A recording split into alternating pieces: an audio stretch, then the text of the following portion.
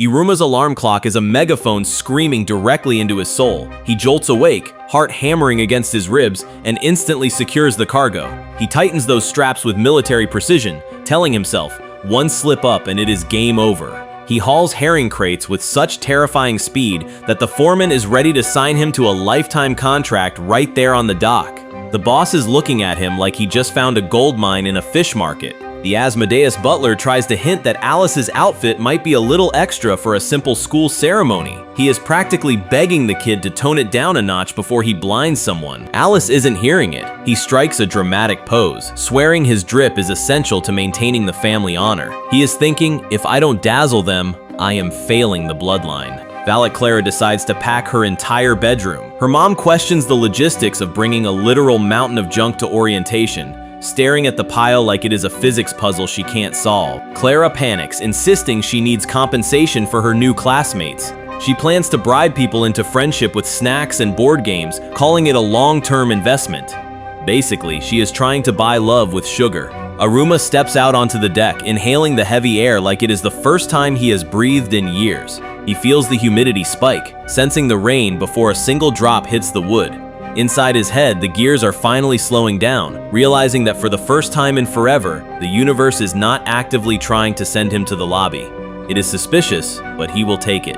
A seagull cuts through the wind, buzzing the tower with zero care in the world. Iruma tracks its flight path, his eyes locking onto the bird's wingspan as it rides the updraft. He thinks to himself, must be nice to have wings and zero rent to pay. Watching that feathered rat soar is the only therapy he can afford on his budget right now. Humans are absolute trash when it comes to greed. They look at money, power, and the culture with hungry eyes, drooling like they have not eaten in weeks. They want it all, and they want it right now. Some are so desperate they will literally slide into a demon's DMs just to sell their soul. They hit send without reading the terms of service. And the result? Well, let's just say the bill always comes due, and the interest rate is lethal. Meet Iruma Suzuki, age 14. This kid stands there with a nervous smile, sweating bullets, suffering from a tragic medical condition called being a total doormat. It does not matter if it is carrying grandma halfway across town or taking sketchy cash for shady deals. His brain screams at him to run, but his body moves on its own. If you ask, he does it. He laughs it off like a champ, rubbing the back of his neck, but deep down, the guy is exhausted. Unfortunately for him, his luck is about to clip through the floor and fall into the void. He wakes up tied up like a holiday turkey with a sold tag slapped on his chest. His parents call him up, casual as ever, admitting they summoned a demon for the memes and traded their son for a quick payout. While Iruma is hyperventilating, the buyer is literally chilling on a throne, sipping fancy bubbly like he owns the place. Which he does. Absolute menace behavior. The old guy drops the nuke immediately. He leans forward, eyes glowing, and announces he is a demon. Iruma freezes, realizing his parents are actually the worst NPCs on Earth. Rewind to the toddler days. Most parents protect their kids. His folks saw him take one step, nodded, and decided he was ready to pay taxes and live on his own. At 1 year old, they sent him tuna fishing on the high seas.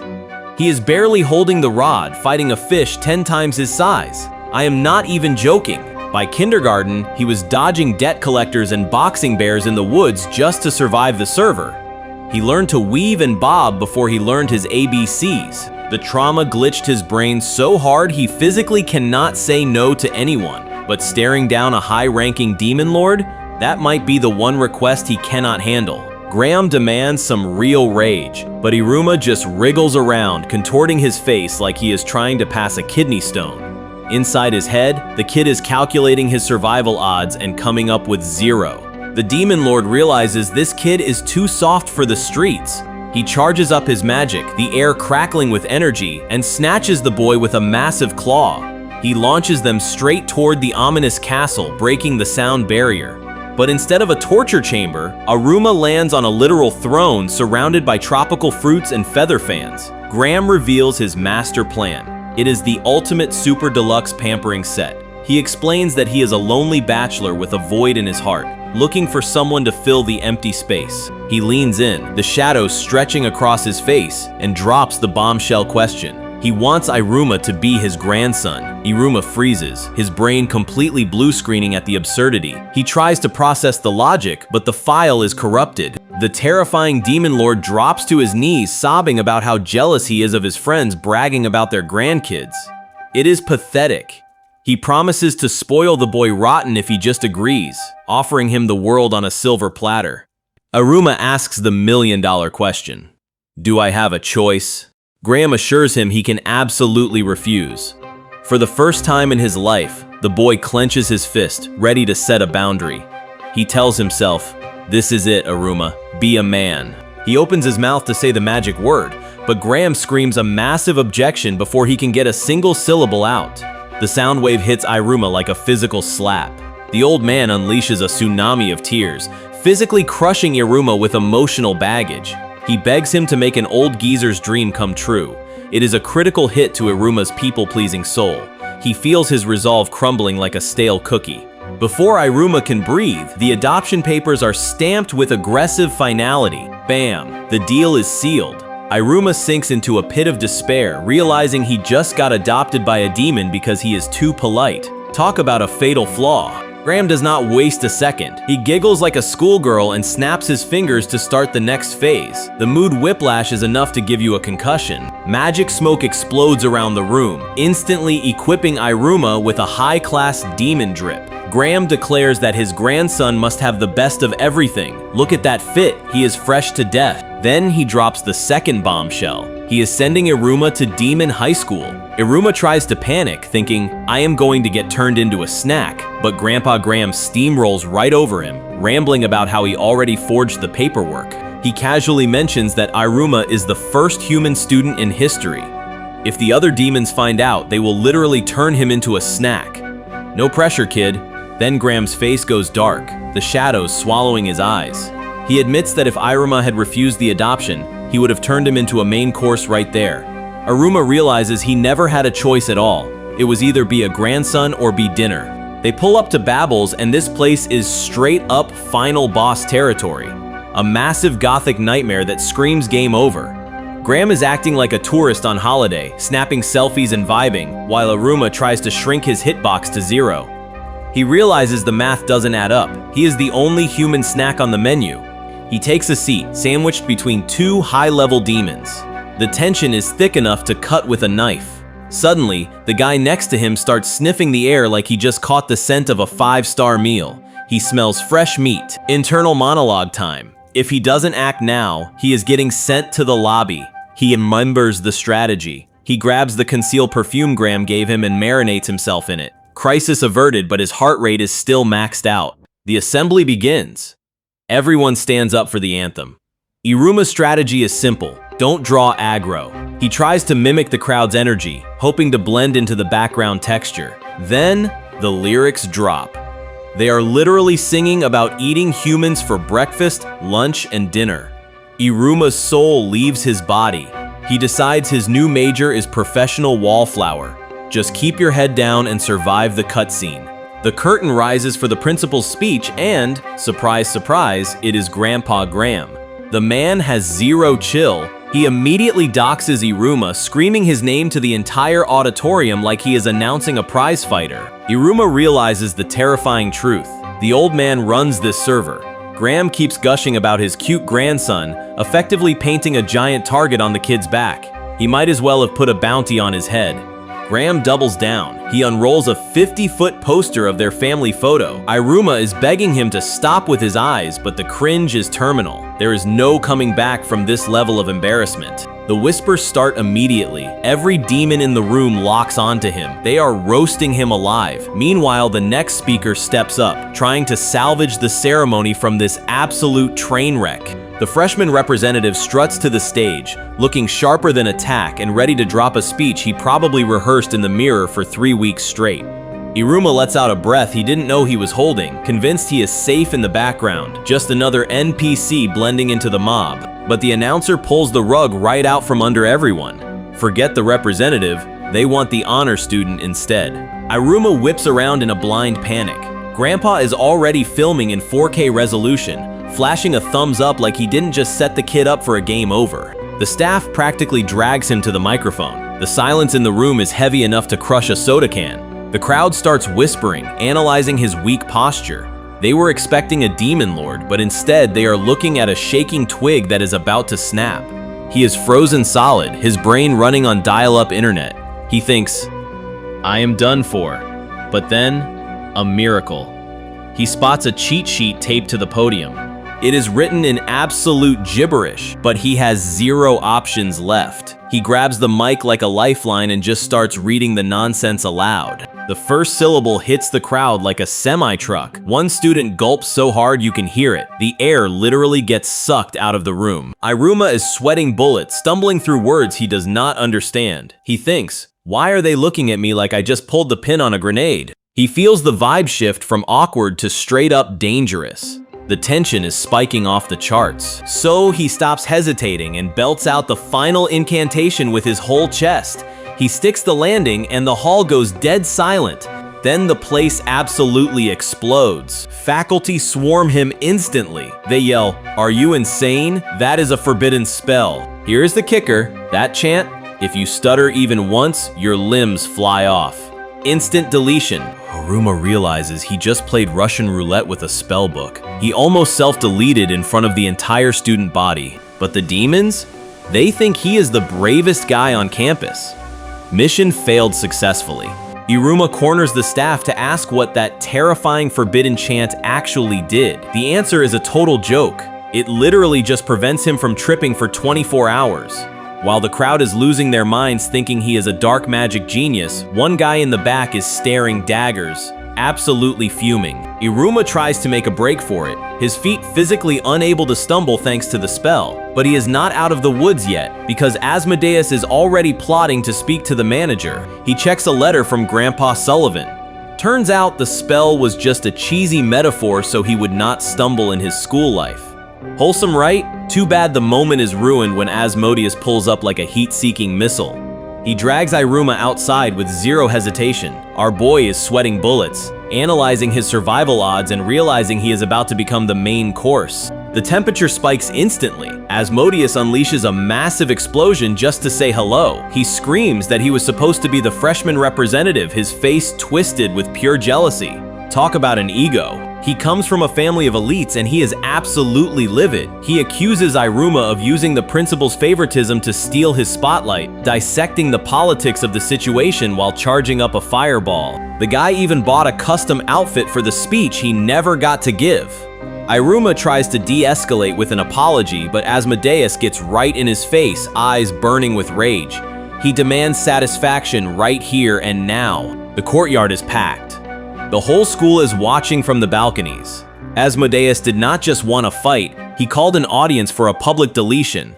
He ignites his hand with crimson flames and drops the ultimatum. Prove you are worthy with your body. No more talking, just hands. Asmodeus skips the small talk and goes straight for the nuclear option. He detonates a massive blast that turns the courtyard into a smoking crater. The students are losing their minds, convinced they are about to watch a live public deletion. He unleashes a barrage of fireballs, pinning the honor student against the wall with overwhelming force. The heat is suffocating. Asmodeus has the high ground, the firepower, and an ego big enough to fill the entire stadium. But somehow, nothing connects. Asmodeus is screaming his lungs out in frustration, while Iruma is literally apologizing mid-dodge.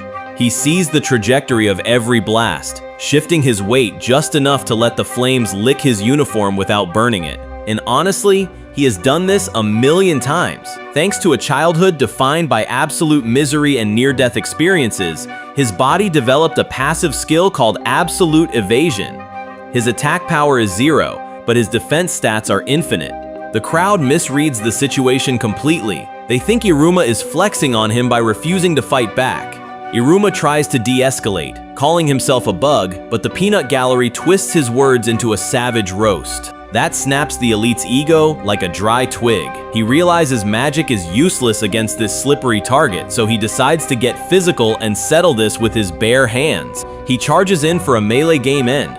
Iruma doesn't even blink. He analyzes the incoming velocity, steps inside the guard, and uses the enemy's own momentum against him with a textbook redirection. But Asmodeus is flying way too fast, heading straight for an innocent bystander. Iruma's internal alarm bells go off. He knows he has to save her, so he grabs the guy's tailcoat to slam on the emergency brakes. In a total panic, he screams the forbidden spell to make him drop, but of course he forgot to read the fine print in the user manual. A classmate points out that the spell actually prevents falling for an entire day. The laws of physics suddenly glitch out, causing a massive magical backlash to correct the error. Since he physically couldn't fall forward, the universe corrected itself by slamming him backward into a perfect German suplex. The crowd goes absolutely feral, and Iruma's first day ends in a total disaster that looks suspiciously like a victory. The school tabloids move faster than light speed. They are already painting Iruma as a ruthless headhunter, and his grandpa is absolutely loving the clout. Iruma is standing there thinking, please stop helping me. The celebration gets cut short when Asmodeus bursts in. He is sprinting down the corridor like a heat-seeking missile locked onto a target. Iruma braces himself, fully expecting to get sent to the lobby. He squeezes his eyes shut, but instead of a fist, he hears a thud. The guy slams his knees into the pavement and drops his head in total submission. He claims that since Iruma carried him to the infirmary, he is legally bound by demon law to serve him. Apparently, kindness is a binding contract down here. He swears eternal loyalty with a smile that is honestly terrifying. Then he immediately asks which freshman they should delete first to assert dominance. This guy has zero chill. Iruma looks like he is about to throw up. The paparazzi are snapping photos, the crowd is losing it, and just like that, he accidentally unlocks his first subordinate. Talk about failing upwards. Meet Iruma.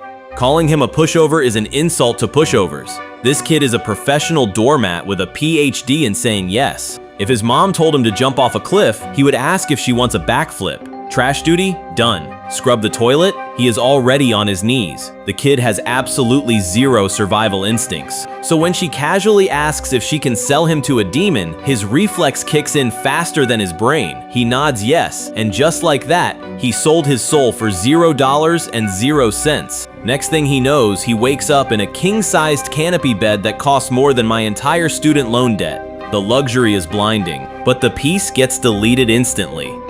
Sullivan kicks the door down like the FBI raiding a streamer's house. He screams "Good morning sunshine" with enough energy to power a small city. He drags Iruma to breakfast, but the kid is sweating bullets. He is a 14-year-old human sitting in a demon's dining room, trying to figure out if he is the guest or the appetizer. Here is the kicker. Sullivan is the principal of the school. If anyone catches a whiff of Iruma's human scent, he is getting sent to the lobby immediately. Game over. Then Sullivan drops the nuke. It is the first day of school. Iruma freezes, his internal monologue screaming that school is just a game-ending trap with textbooks. He tries to object. He opens his mouth to quit, but Sullivan hits him with the interruption card. The old man is not hearing it. Instead, he unveils the drip, a custom uniform hand-stitched with love. The glitter effects are blinding enough to cause permanent retina damage. Opera and the old man look so proud. They stayed up all night sewing this stuff. It is emotional blackmail at its finest, and they know exactly what they are doing. Sullivan asks what he wanted to say, giving him the puppy dog eyes. Iruma looks at that face and knows he is cooked. Stick a fork in him. He is done. He can't say no to that level of guilt tripping.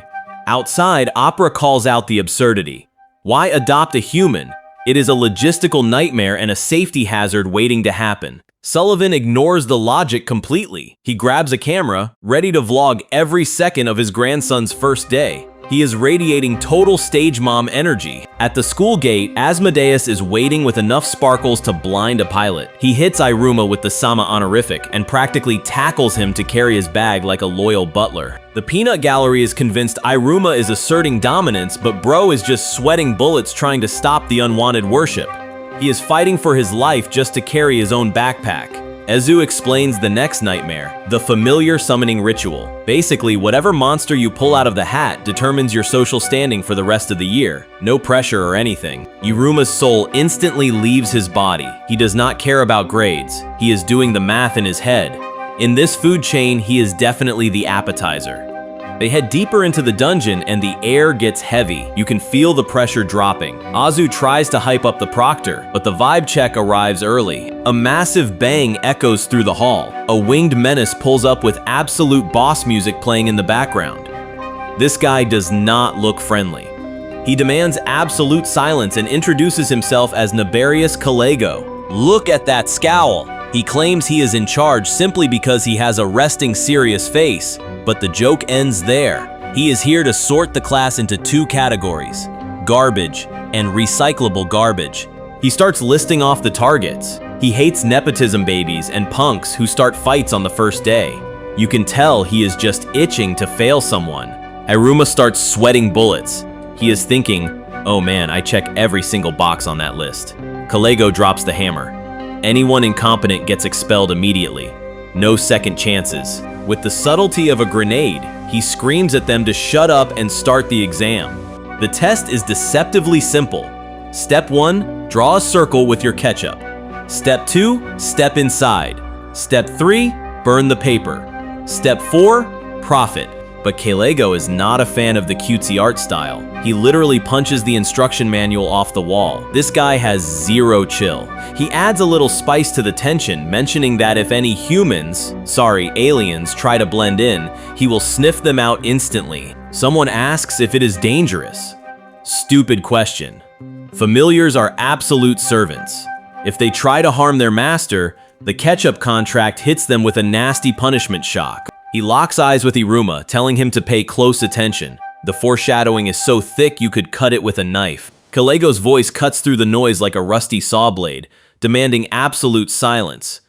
The temperature in the room drops 10 degrees just from his glare. Iruma is vibrating with anxiety, his internal monologue screaming, oh no, he knows I'm human, I'm going to be dinner.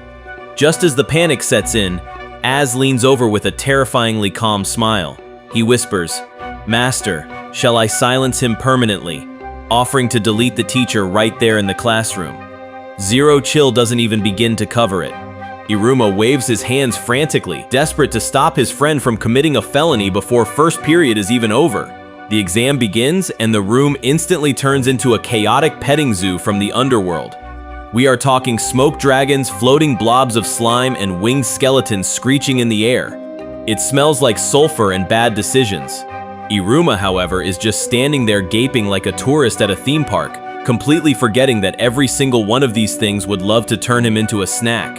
Suddenly, the chatter dies down as Asmodeus steps up to the circle. He doesn't summon some cute little familiar. Oh no, the ground shakes and he pulls out a massive gorgon snake the size of a school bus. The scales glisten with venom, and the thing hisses loud enough to rattle the windows.